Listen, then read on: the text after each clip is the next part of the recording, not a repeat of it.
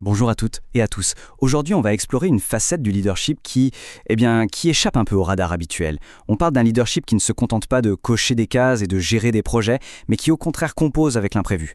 Alors qu'est-ce que ça veut dire au fond de diriger quand le plus important, c'est justement ce qu'on ne voit pas? C'est tout l'enjeu de notre discussion. Regardez cette phrase. Comme si l'existence même d'une réalité dépendait de sa visibilité. Ça pose un diagnostic assez puissant sur notre culture du travail, non? On a cette impression permanente que si quelque chose ne peut pas être vu, mesuré, mis dans un joli rapport, eh bien, ça n'existe tout simplement pas. C'est fou quand on y pense. Mais la vraie question, c'est est-ce que c'est vraiment comme ça que la valeur se crée?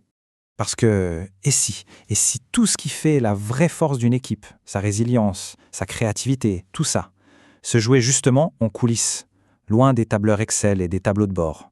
Voilà, on est au cœur du sujet. Alors, pour commencer, plongeons dans un monde qu'on connaît tous par cœur, cet univers du management qui est complètement obsédé par une seule chose. Tout ce qui brille, tout ce qui est visible, tout ce qui peut être quantifié. L'action, les livrables, les preuves rapides, les signaux traçables, les résultats qu'on peut attribuer tout de suite. Voilà, c'est ça le monde visible qu'on valorise.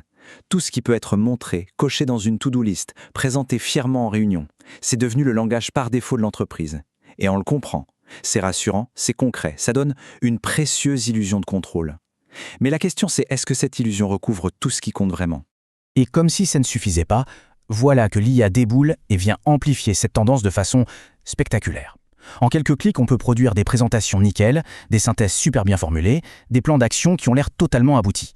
Du coup, la tentation de montrer quelque chose, n'importe quoi en fait, pourvu que ça ait l'air fini, elle est plus forte que jamais. On entre dans le règne de ce qu'on pourrait appeler la maturité de façade. Bon, maintenant qu'on a vu ça, passons de l'autre côté du miroir, parce qu'il existe une autre dynamique, une dynamique souterraine, un processus absolument essentiel qui par nature échappe à la mesure immédiate. On va appeler ça le temps de la maturation invisible. Et c'est là que ça devient fascinant. Qu'est-ce qui mûrit vraiment dans une organisation? La confiance, la légitimité, le courage collectif, un alignement profond, la clarté éthique. On voit bien, les éléments les plus solides d'un collectif sont en fait intangibles. C'est un peu comme les racines d'un arbre. On ne les voit pas, mais c'est ce qui tient tout. Rien de tout ça ne se décrète en réunion. Non, ces qualités-là, elles se développent lentement. Elles se renforcent dans l'invisible, loin des regards. Alors attention, petit point important pour éviter les malentendus. Ce temps de maturation, ce n'est pas de l'indécision. Ce n'est pas une forme de paresse élégante ou d'ambiguïté qu'on entretient. Non, c'est une vraie transformation intérieure, non linéaire. C'est un travail silencieux, un processus qui ne peut pas, qui ne doit pas être précipité. C'est cette transformation discrète qui fait passer une équipe du statut de simplement fonctionnel à profondément solide. Et c'est ça le point absolument crucial. Une équipe peut avoir l'air parfaitement opérationnelle bien avant d'être réellement prête. On peut avoir tous les voyants au vert, tous les livrables cochés, alors qu'en réalité, le fond, la cohésion, l'alignement profond n'est pas encore là.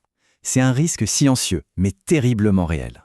Alors, face à ce constat, le rôle du leader doit forcément évoluer. On ne peut plus se contenter d'être un simple chef de projet qui suit une partition écrite à l'avance. Ça ne marche plus. Le leader doit changer de question. Au lieu de demander seulement « où en sommes-nous ?», il ou elle doit aussi demander « qu'est-ce qui est en train de se former ?» Cette question, elle change absolument tout.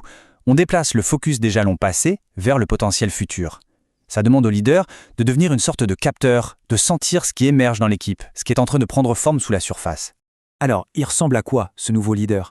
Eh bien, on arrive à cette idée, à cette figure assez inédite, le compositeur de l'émergence. C'est quoi? C'est un leader qui ne se contente pas de gérer un plan préécrit, mais qui aide l'équipe à écrire la partition pendant qu'elle la joue. C'est un leader qui accepte que tout n'est pas connu d'avance et qui a le talent et surtout le courage de créer les conditions pour que le meilleur puisse émerger. L'image du jazz est parfaite pour ça. C'est comme écrire la partition avec l'équipe pendant une impro de jazz. Une impro de jazz, attention, ce n'est pas le chaos. Il y a un cadre, une grille d'accords, une direction, mais par-dessus, il y a surtout de l'écoute, de l'ajustement en temps réel, de la co-création. Le leader-compositeur, c'est celui qui orchestre cette improvisation collective. Bon, et l'IA dans tout ça? Revenons-y, parce que son rôle est absolument crucial ici. Autant c'est un outil formidable, autant elle représente un risque bien spécifique pour ce processus de maturation invisible dont on parle. Le danger, le voilà. L'IA peut court-circuiter tout ce processus. Comment? En donnant une forme avant que le fond ne soit solide. L'IA peut figer une idée encore toute fragile dans une présentation parfaite. Elle peut transformer une petite intuition naissante en un objet qui a l'air complètement fini, stable, prêt à être présenté. En fait, elle donne une apparence de maturité bien avant que le vrai travail de réflexion et d'alignement collectif ait pu avoir lieu. Et en faisant ça, on crée ce qu'on peut appeler un artefact de maturité. C'est quoi ça? C'est un livrable, un document, une présentation, qui a l'air prêt parce qu'il est super bien formulé, mais auquel il manque l'essentiel, le travail de fond et la compréhension partagée. C'est une coquille vide, magnifique, mais vide, parce que l'équipe n'a pas eu le temps de se l'approprier. Mais il y a un revers intéressant à cette médaille.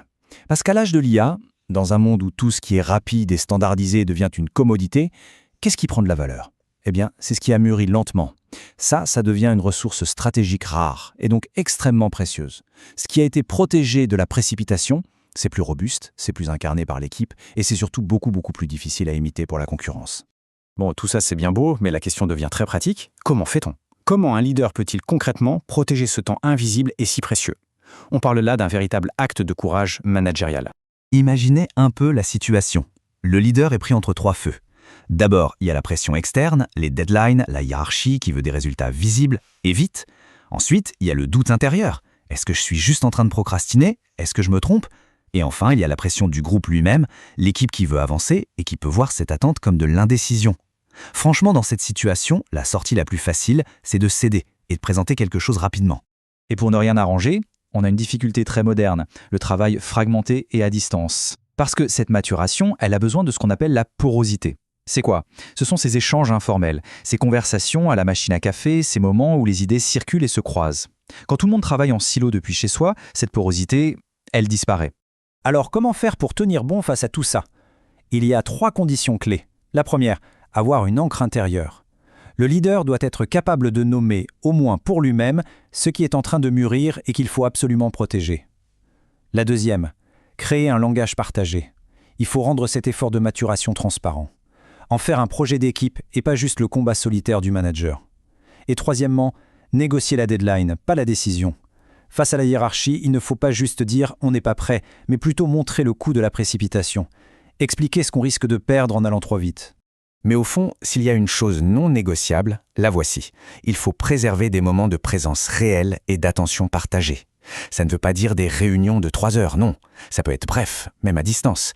Mais ce sont des moments où on est vraiment tourné vers les autres, à l'écoute de ce qui circule. C'est le terreau. Sans ça, rien ne pousse. On voit bien que le rôle du leader-compositeur, au final, ce n'est pas de remplir le temps, de surcharger l'agenda avec des actions visibles. Non, c'est de rendre le temps habitable, de créer un espace où la confiance, les idées et le courage ont le droit de grandir. Et je voudrais finir avec une question à emporter avec soi.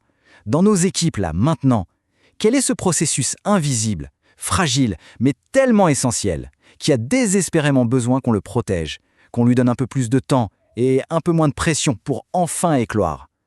La réponse à cette question pourrait bien être la clé de la prochaine grande avancée. Bonjour.